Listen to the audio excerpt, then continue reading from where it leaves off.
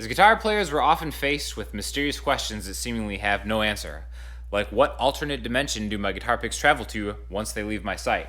And also, what in the world are you supposed to do when you play lead or solo?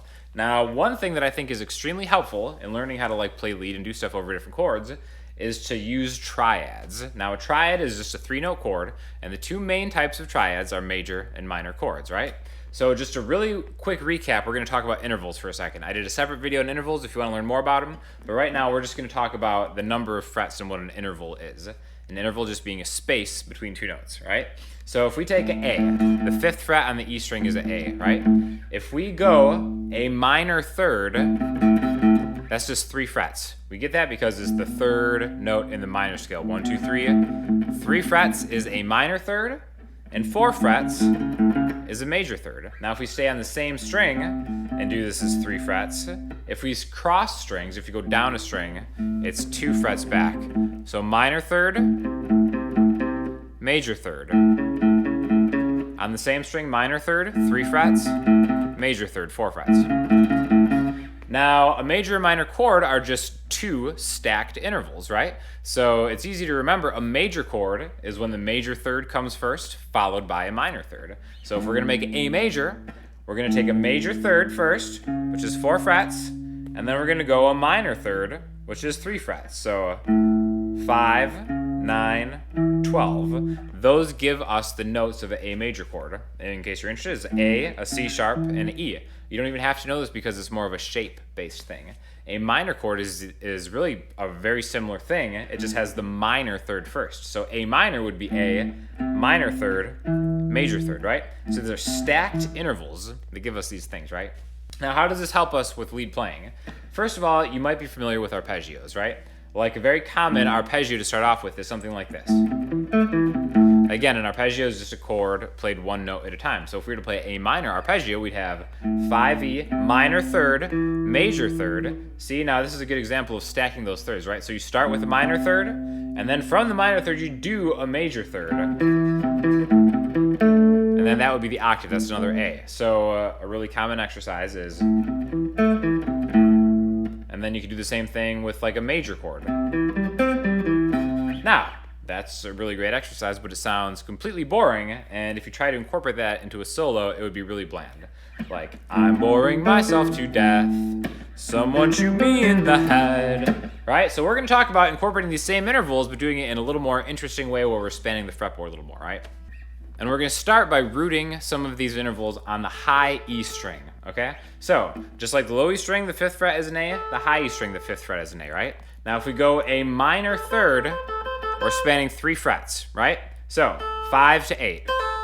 We can kind of flash it up a little bit by pulling off and hammering on, right? And then now we could find the major third, or from here, by going 5 to 8, 4 frets, 12. 5, 8, 12.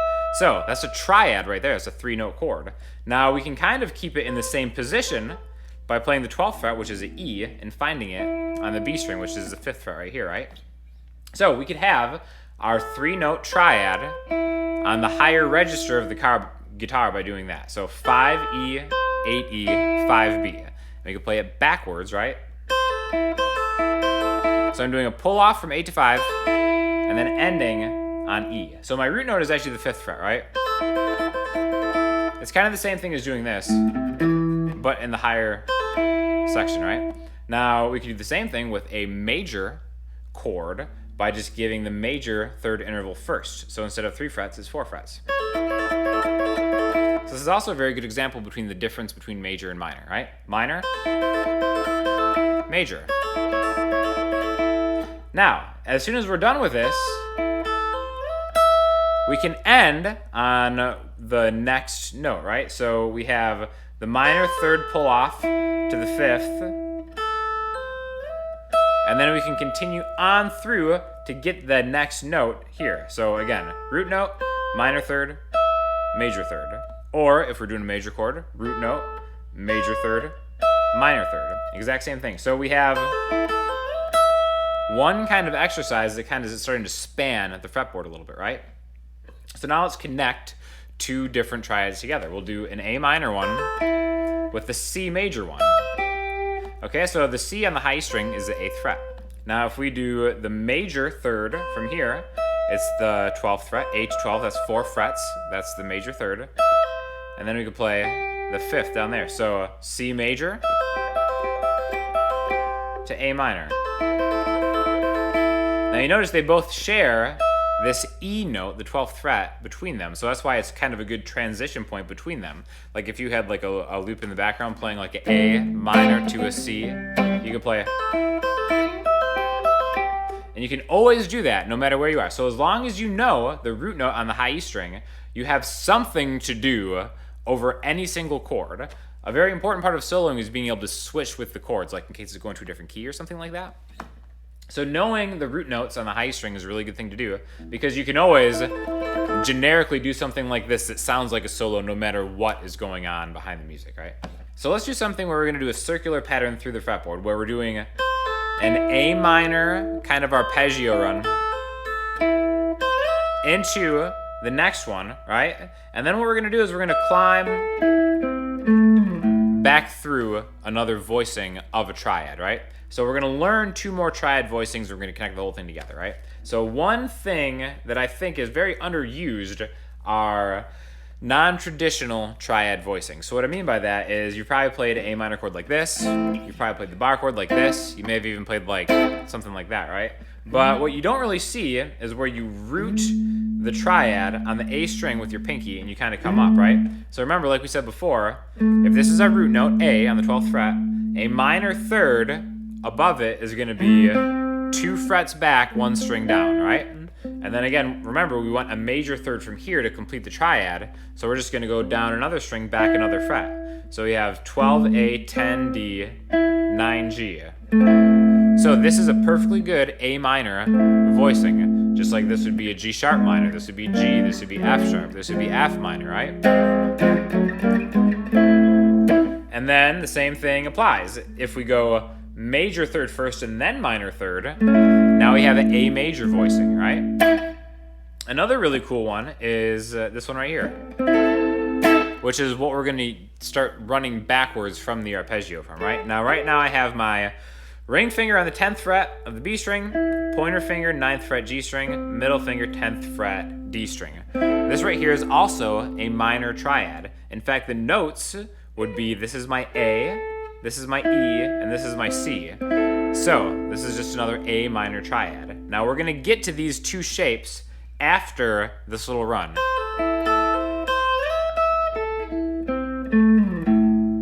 Okay, so we're gonna start with the pull-offs on the higher register. And I'm going pull off B, hammer, pull off B, slide to the 12th fret, and that's gonna bring me back into a little thing where I walk backwards through this triad voicing, right? So, and then I'm gonna take it from this voicing into this voicing, right? So this is kind of like a lesson in learning more voicings too for these triads. So, and then I'm gonna drag it back to where I started with this A. Because again, we started on this one, but again, anything in the high E string is on the low E string. So the whole thing is, that's a really good circular exercise that takes you through chord voicings and kind of like a little solo run. We can do the exact same thing with a major chord, right? And let's do the one on C that we started with earlier, right? So we're gonna do the same exact thing.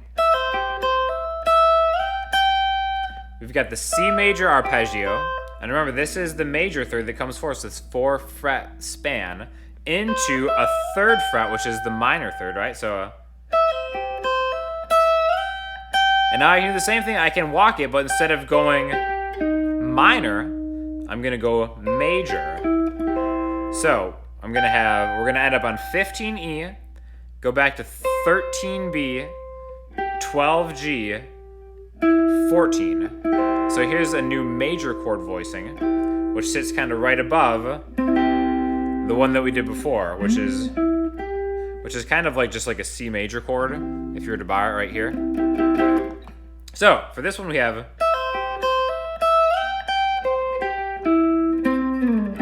to the C, right? So both of them back to back. We have the minor one, then we have the major one.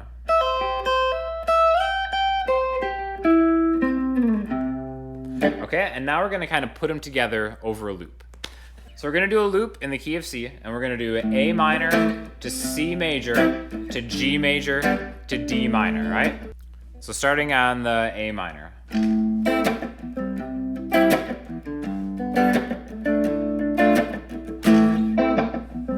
All right, so there's our loop. Now we're gonna start. There's our first kind of arpeggio.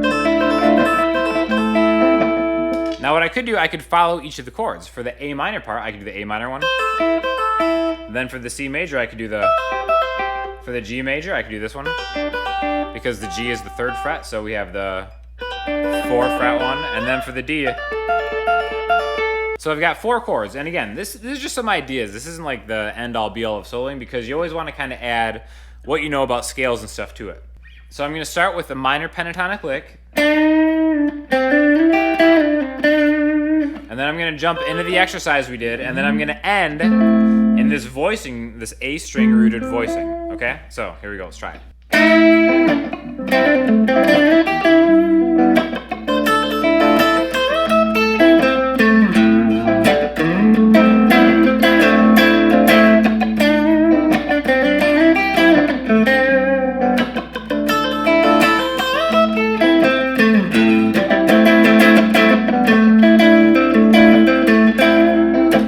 So again, these are just a few ideas that you can kind of use, maybe in conjunction with some licks that you already know, but just be cognizant that major and minor triads are really kind of the building blocks of any single song. Even if you see like a minor 7 or a minor 9 chord or some kind of extended chord, there is a minor triad that kind of roots that chord together. Same thing with like any kind of major 7, major 9, any extended chord there. You can always play the major or minor triads and use kind of some of these like licks and tricks to kind of just expand your playing and kind of just get into soloing in general.